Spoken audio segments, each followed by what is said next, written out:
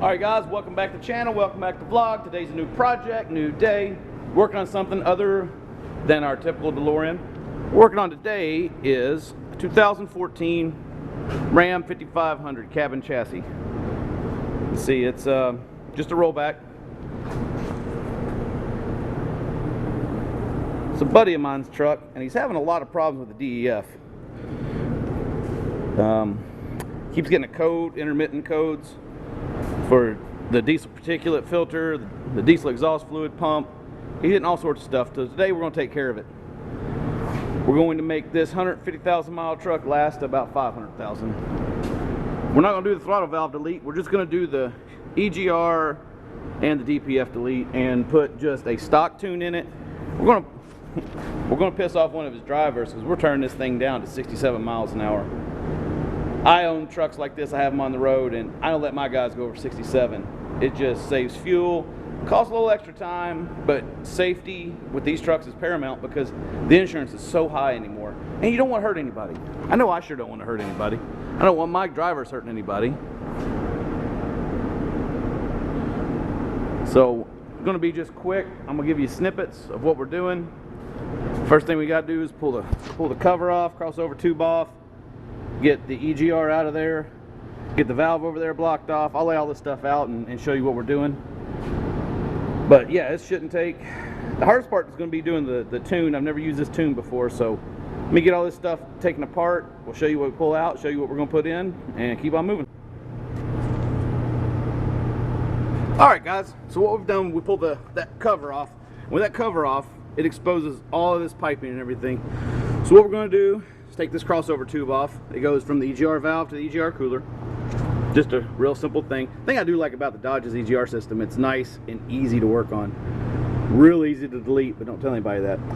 So I believe this kit doesn't eliminate the valve. All it does is turns it off in the computer.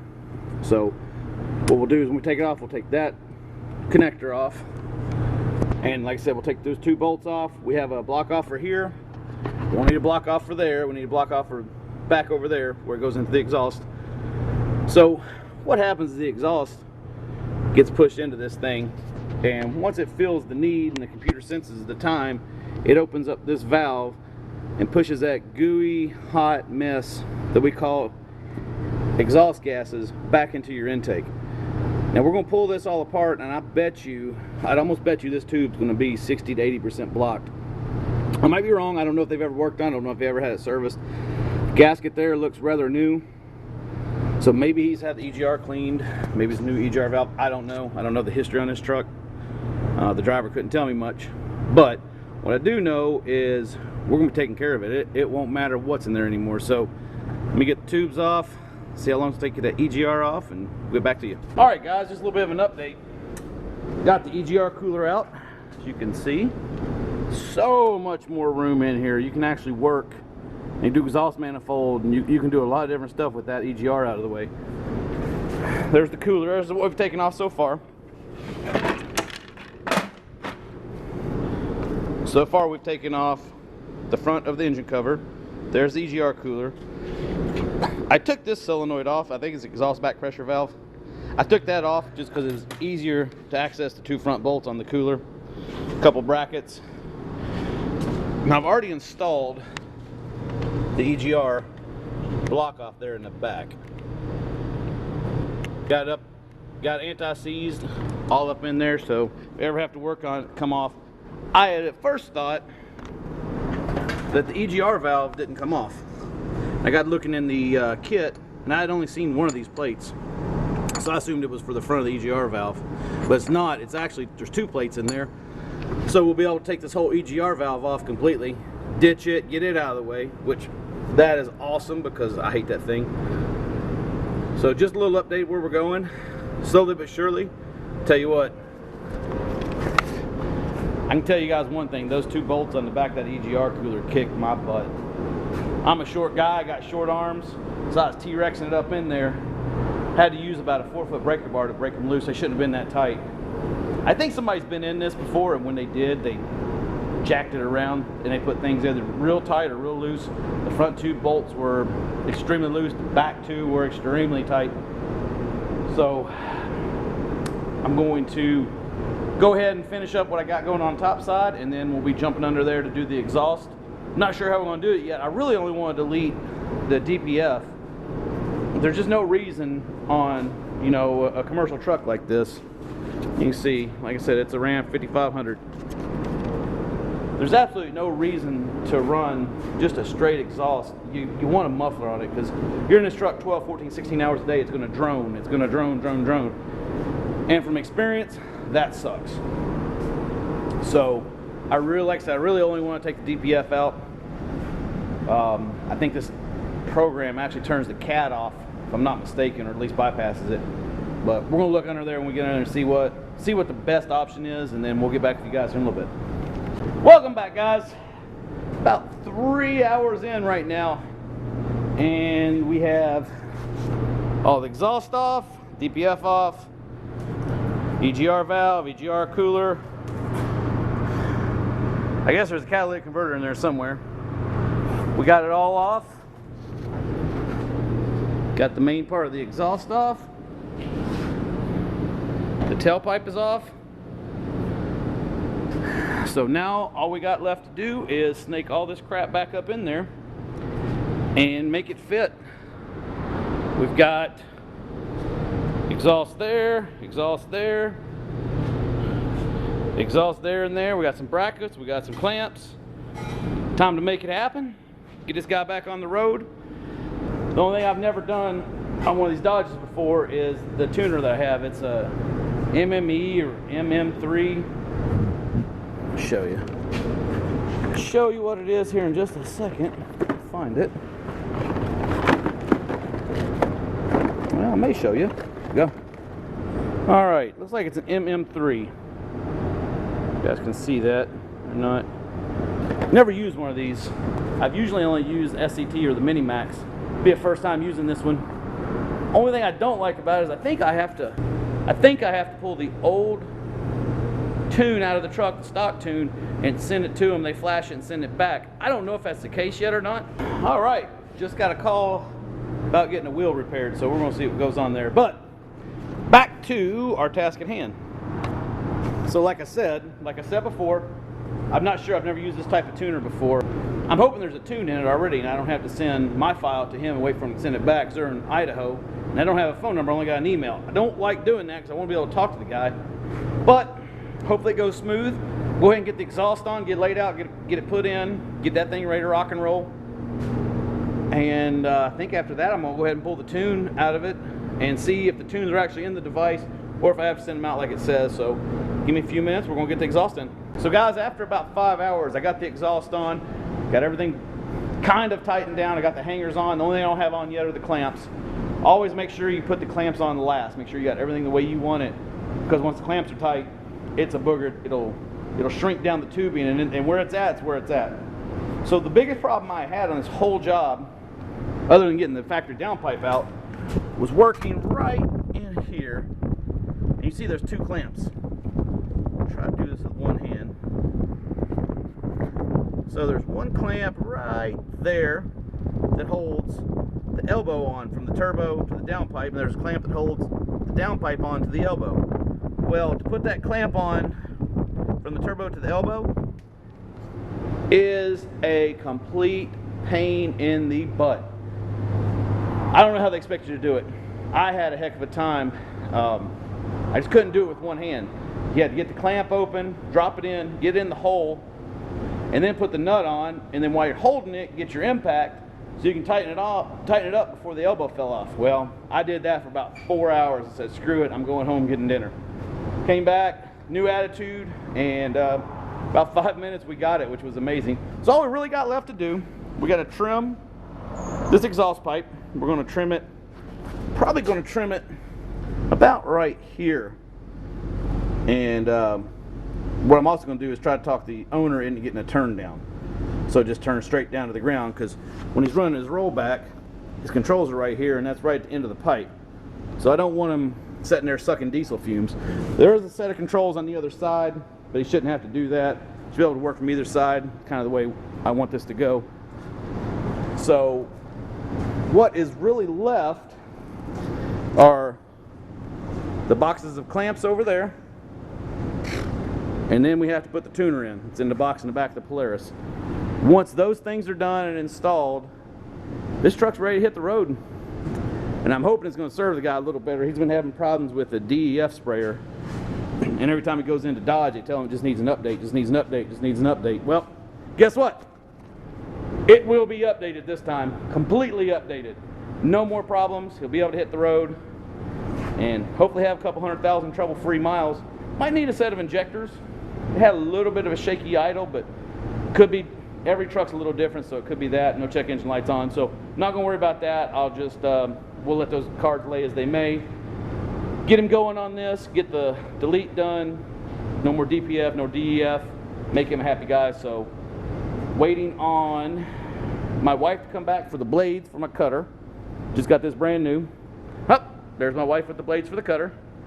So let me get that put on and cut this off, and then we'll get back. As you guys can see, I've got the mark for my cut. I feel like it's going to be the best area to put this. That way we can pull the exhaust back in a little bit and try to make this exit between the mud flap and the duals. Just got a new shop toy, Milwaukee bandsaw. Never used one of these before, so we're going to use it on this and see how it works. I put a blade in from Harbor Freight, so I don't know if that's going to work or not. So, all right, here goes.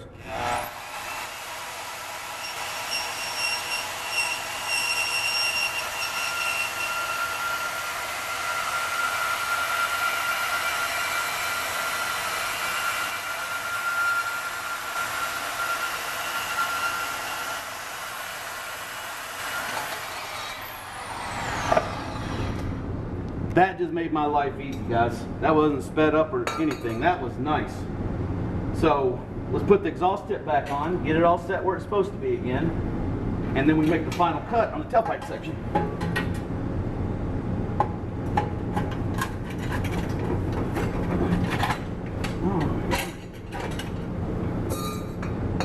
Marker. Okay, so we don't want it shooting right into the mud flap here. So I'm going to say about halfway down we're going to make the cut. That should give it good clearance between the mud flap and the tire. The fumes shouldn't bother them too bad. We'll turn it down just a little bit, shoot it down to the ground. But I'm thinking probably about right there is where we'll make our next cut. So I'm going to use the saw again.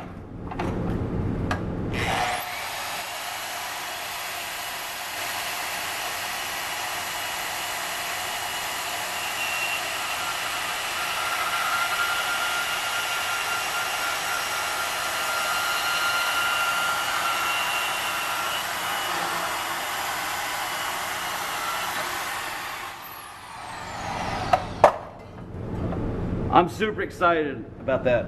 That made that job 100 times easier. Cut off wheel, everything.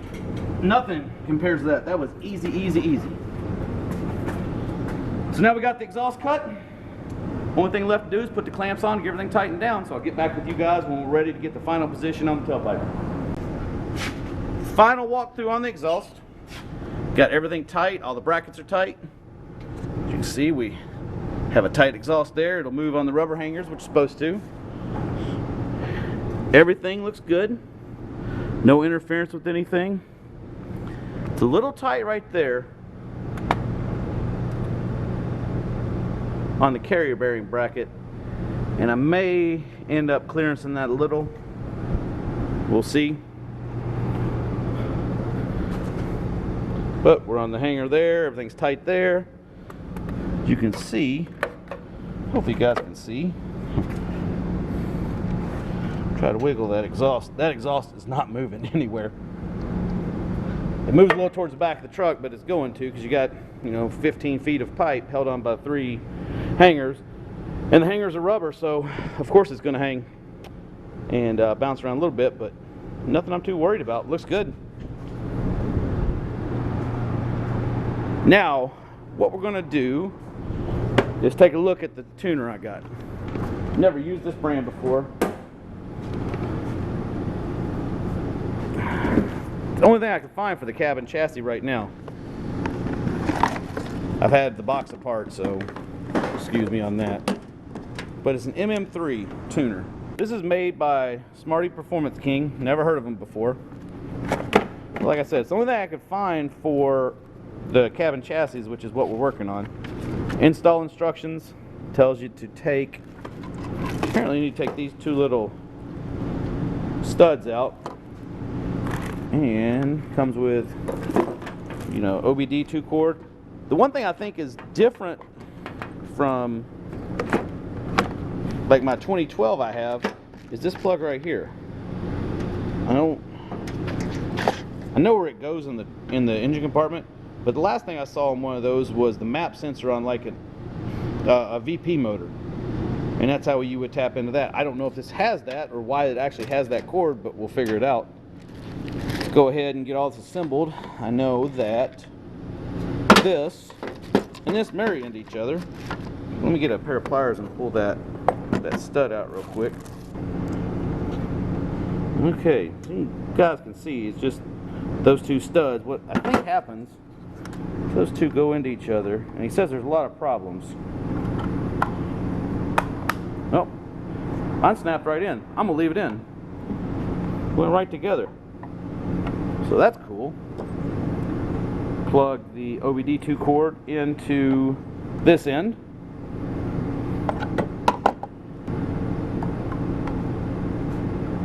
Just like you guys are putting a computer together, like the monitor to the computer.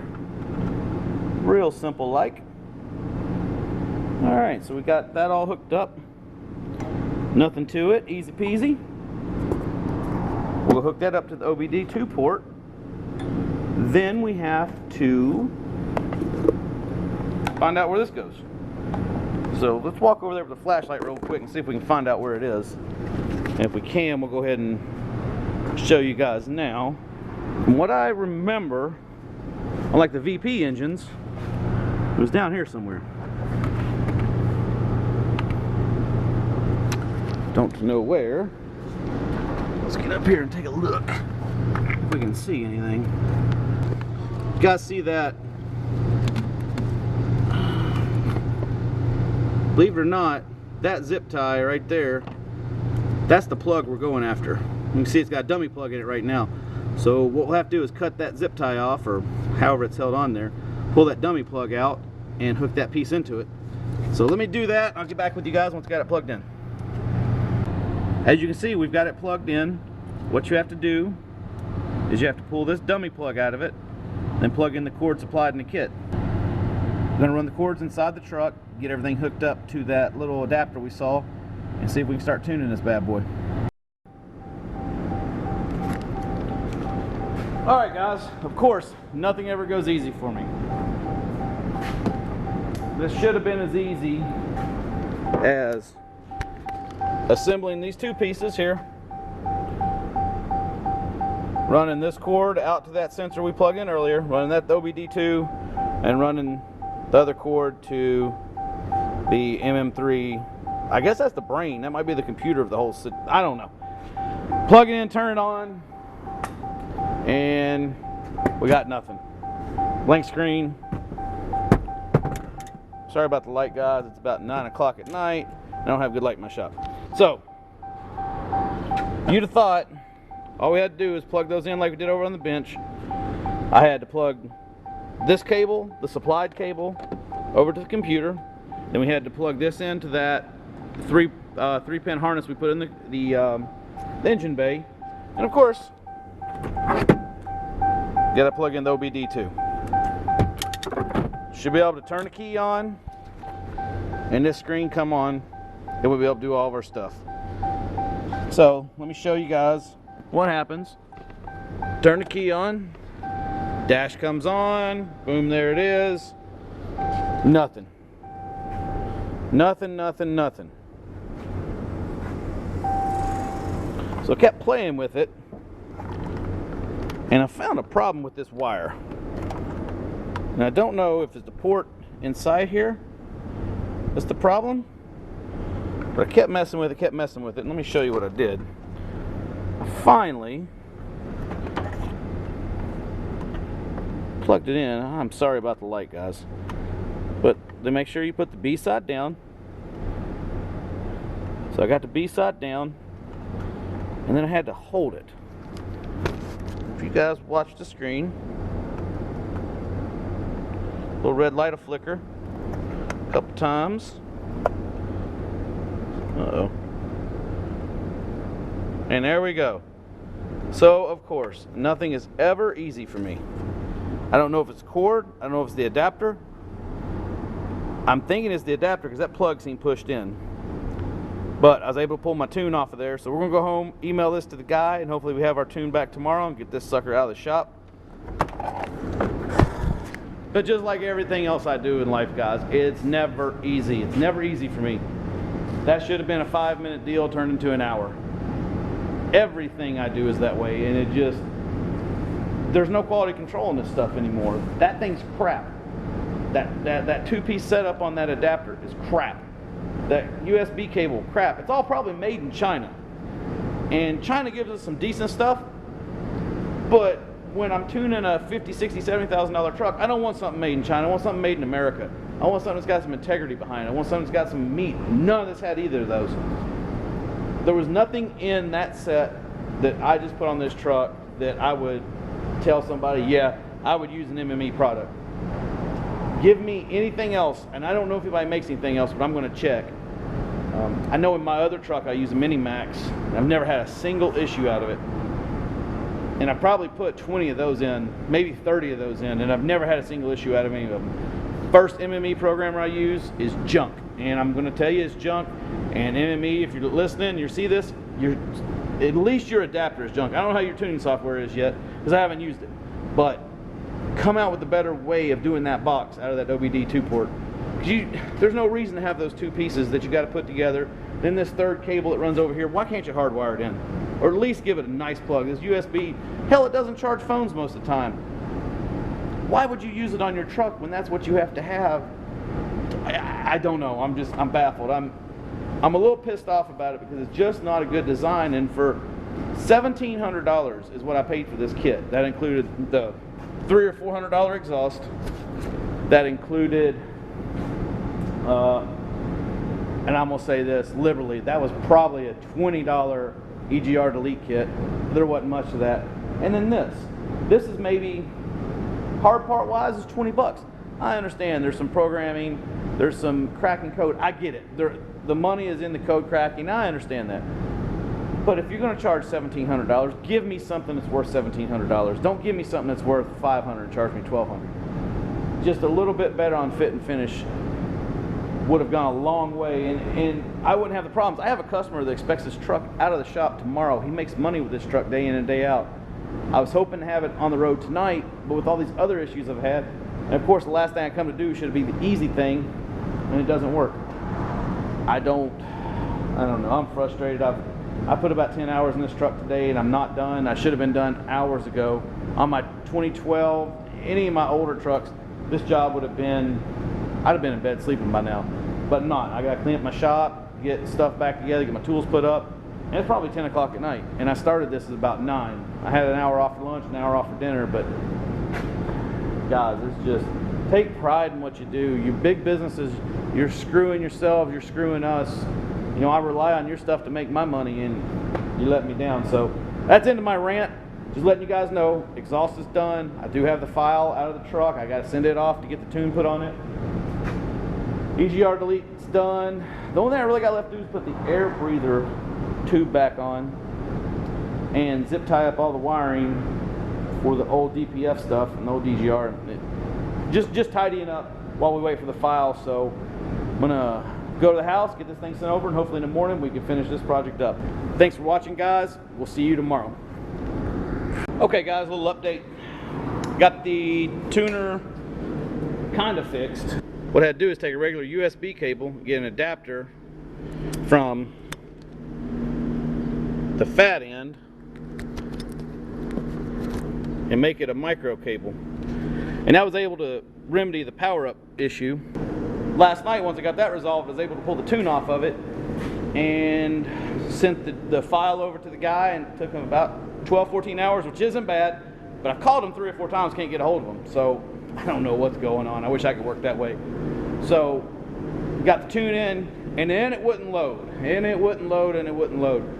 So I had to go back and see what I did, and the biggest issue I found was the cable that goes under the hood here, the one that looks like it goes to an old VP motor map sensor, that had come unplugged just enough that it wasn't making a connection inside the box.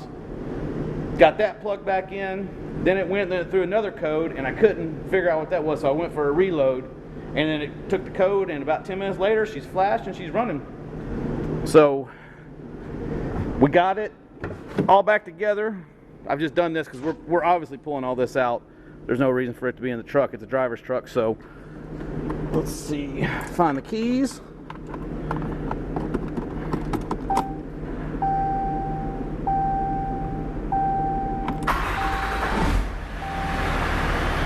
There she's running, finally running. Got no check engine lights, no DEF lights, no DPF lights. But I'll tell you one thing, this exhaust is loud. It whistles, woo!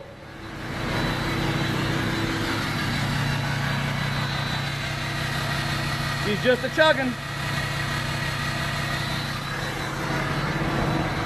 Which to me, I like that sound.